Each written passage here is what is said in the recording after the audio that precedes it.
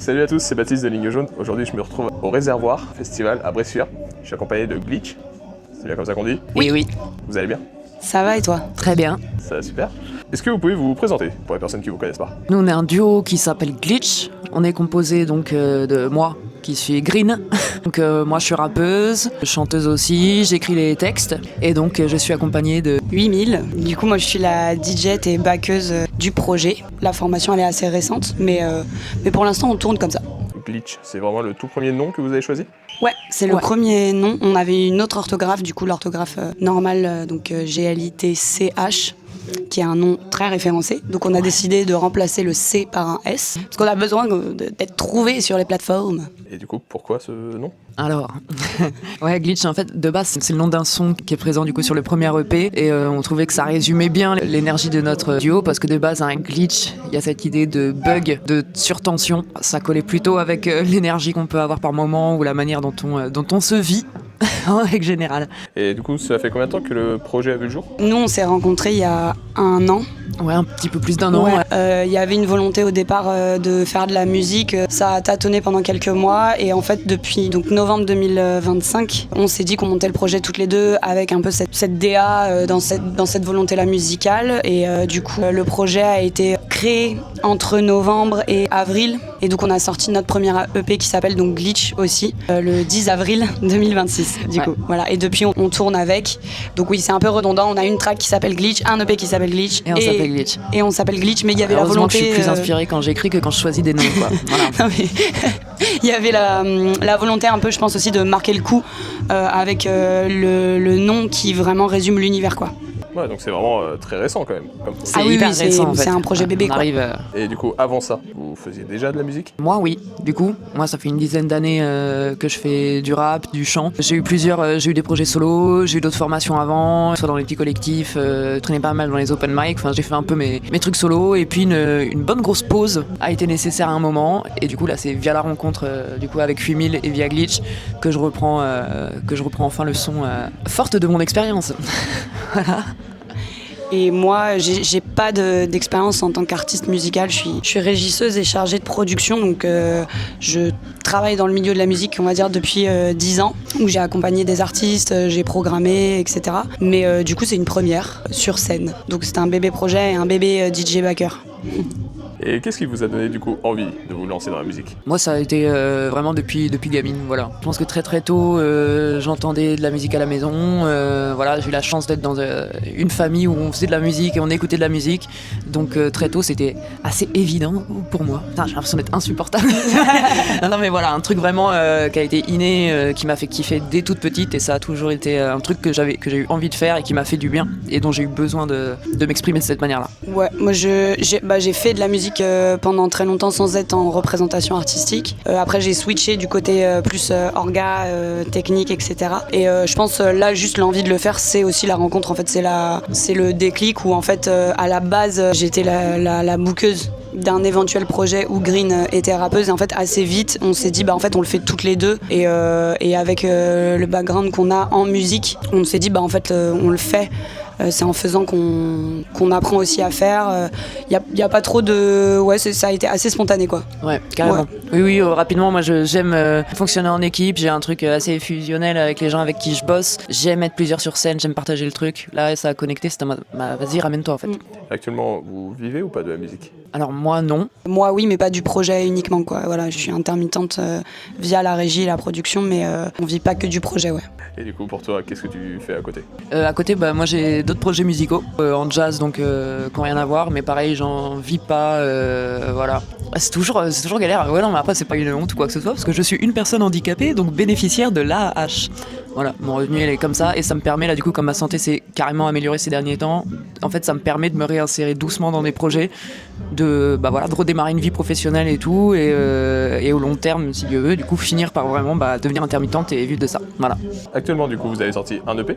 Ouais. Est-ce que vous pouvez nous le présenter? côté. L'EP, bah, du coup, s'appelle Glitch, Voilà. Glitsh. C'est pas avec un C. Non, c'est avec un S. Du coup, vous auriez pu changer quand même. Bah non, du coup, on perd les gens. Après, il faut une continuité. Voilà, Ouais. tout reste avec un S. Tout reste le avec temps. un S. Il y a du coup 6 tracks dessus et l'EP il a vachement été conçu entre guillemets comme une carte de visite, ouais. où on propose différentes DA en fait de ce qu'on peut faire. Ça va du boom bap à des prods plus punk. Plus punk, certaines un peu plus électro, d'autres Ouais. métal. Enfin, en fait, il y avait un côté Techno où aussi. c'est ça, comme on a une culture qui est hyper éclectique. Ça nous tenait vraiment à cœur de faire du rap hybride en fait, de pas se brider justement, haha, dans un seul style. Et je sais que nous on a vraiment envie d'injecter les styles avec lesquels on a grandi dans le rap. Et du coup là, c'est ça sert un peu de carte de visite où chaque morceau permet de présenter un peu l'éventail de ce qui nous, Et je pense ça, qu'il y de a ce qui nous un, fait il y a kiffer, un quoi. fil conducteur malgré tout dans la DA, malgré le fait qu'il y ait des prods hyper différentes. Le fil conducteur, c'est vraiment et à la fois l'écriture de Green et à la fois ce qu'on injecte vocalement, scéniquement dedans, qui crée la cohérence, on va dire. Et voilà, l'idée c'était d'arriver avec un EP où on montre un peu tout ce qu'on sait faire, tout ce qu'on a envie de faire. Alors, vous m'avez dit, il a combien de titres? 6. Là, si je vous demande, c'est lequel votre préféré? Moi, Hémorragie. Ouais, oui. J'ai le boule entre deux chaises et plein de venin dans la bouche. Les nerfs en bordel, tu sais, j'habite dans un grand compte à rebours. J'aime pas me ranger dans une case, ils le feront à ma place. Je prends les devants, t'aspect vénère sortira de l'ombre à la rame. Hey, le monde change, je m'adapte pas. Méchante aussi.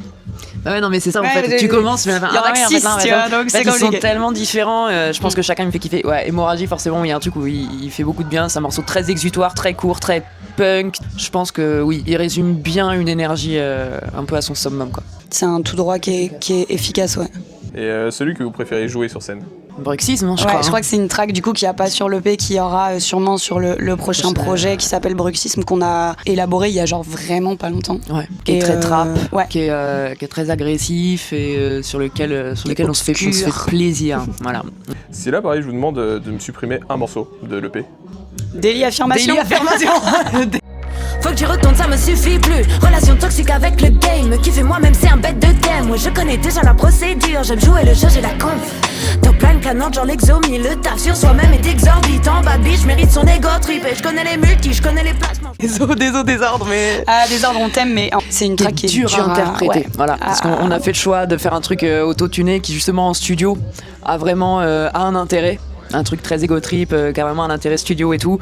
Et en fait, sur scène, il est dur à porter, voilà, clairement. Hein. Quand on regarde certaines artistes qui peuvent avoir une empreinte un peu dans cette direction-là, c'est très affirmé, mais il y a aussi le truc de moyen. C'est-à-dire, t'as du show light, t'as un plateau, t'as toute une technicité qui permet en fait d'arriver et vraiment De faire la diva, fracasser en fait. le truc.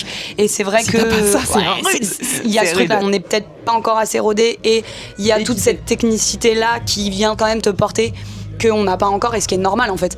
Mais du coup, ouais, sur scène, il est dur à faire. C'est vraiment l'épreuve du set, tu vois, qui arrive en plein milieu de set. Et en même temps, c'est très bien. En fait, ça nous oblige, ça nous contraint, ça nous fait travailler, donc c'est très bien. Actuellement, du coup, sur l'EP, il n'y a pas de feat avec d'autres artistes? Non. Sur le prochain projet, est-ce que c'est un objectif ou pas? C'est pas quelque chose duquel on a trop réfléchi ou trop parlé, en vrai. Moi, Ouais. c'est pas du tout quelque chose auquel je suis fermé. J'ai tendance à kiffer, justement. Voilà, moi, j'ai le côté vraiment la dalle du collectif. Mais on va rien annoncer qui soit pas sûr, quoi, tout simplement. Après, il y a du feat fait sur l'EP via les prods. Il y aura sûrement du feat sur les prochains projets aussi via les prods, parce que c'est aussi très cool de feater comme ça. Mais ouais, c'est vrai que sur le feat, on en a. Je sais pas, le projet est aussi tellement récent, en construction, qu'en fait, quand tu feat, il y a aussi un truc où t'accueilles, quand t'invites dans déjà Dans ton univers, ouais, en fait, dans un c'est univers. ça. Et nous, malgré le fait qu'il y ait tout ce panel-là, il y a quand même du taf. Tu vois, on va pas se mentir. Il y a Faut un truc déjà à qu'on se aiguiser, quoi. définisse bien, qu'on se. Voilà. Et la question se posera. Moi, je serais ravi, mais elle se posera quand elle se posera, quoi. Mais si je vous demande quand même un feat de rêve, pour vous, ça serait qui? En fait, c'est très bizarre parce que ça pourrait aller autant d'un truc, je pense, genre Prodigy que Shy. Ah ouais, non, mais c'est ça, c'est trop rude, en fait. En fait, il y a tellement d'empreintes différentes sur les tracks que, tu vois, sur un truc comme Glitch, intuitivement, on irait vers du Prodigy. Sur une track comme Daily, on irait vers une Shy. Sur une track comme Hémorragie, on irait vers Aurore. Ouais. Enfin, tu vois, il y a. Ah oui, il y a- bah vas-y, on va dire Aurore, en Let's fait, go, on va dire let's Aurore, go, voilà, tu vois, bien sûr. Let's go. Rage. C'est vrai, si on peut y aller. Tu vois, genre, Rage. Et c'est ça qui est trop bien, du coup, c'est qu'on a cette liberté-là. Donc, potentiellement, c'est aussi une liberté de feat, tu vois. C'est aussi l'idée de dire on n'est pas limité dans une esthétique et il y a peut-être des trucs On peut aller improbables. bouffer qui à tous les vont râteliers, naître. quoi. C'est génial. Du coup, à mon avis, vous vous souvenez de votre première scène? Oh Ouais. oui. Est-ce que vous pouvez nous le raconter? Et bah c'était le 27 janvier, c'était à Pau, à la SMAC de Pau, j'ai plus le nom de la SMAC. Ah putain, moi non plus. Mais c'était à la SMAC de Pau et c'était un collectif qui s'appelle Retiens la nuit, qui est un bête de collectif qui fait des événements musicaux féminins où on a été invités sur une soirée Peura et qui nous ont trop bien accueillis et c'était un baptême du feu. On a eu beaucoup de chance parce que du coup c'est dans une SMAC donc on avait méga qualité technique. Micro quoi. HF, incroyable. scène, light, des conseils de l'ingé light qui nous dit ouais ça ce serait bien, ça machin. Franchement, il y avait un côté où c'est ça quoi, c'était pour un baptême du feu, c'était hyper cool. Moi c'était pas ma première scène pour le coup, oui. mais c'était la première scène du projet, c'était la première pour Watt. C'est une chance de dingue de démarrer un projet là-dessus. Et on savait aussi qu'il fallait pas trop qu'on s'habitue parce que va y avoir de tout, on le sait. Mais pour un pas ça tout le temps. Premier plateau, c'était vraiment chouette de pouvoir tester le projet dans ces conditions-là. Il y avait du monde puisque le collectif qui organise a aussi son public, donc vraiment c'était pépite de démarrer confort. Comme ça quoi. Là, vous n'avez pas commencé en fait devant 4 personnes et puis voilà. Le premier concert, non. Non. Ouais. C'est venu après. Ouais.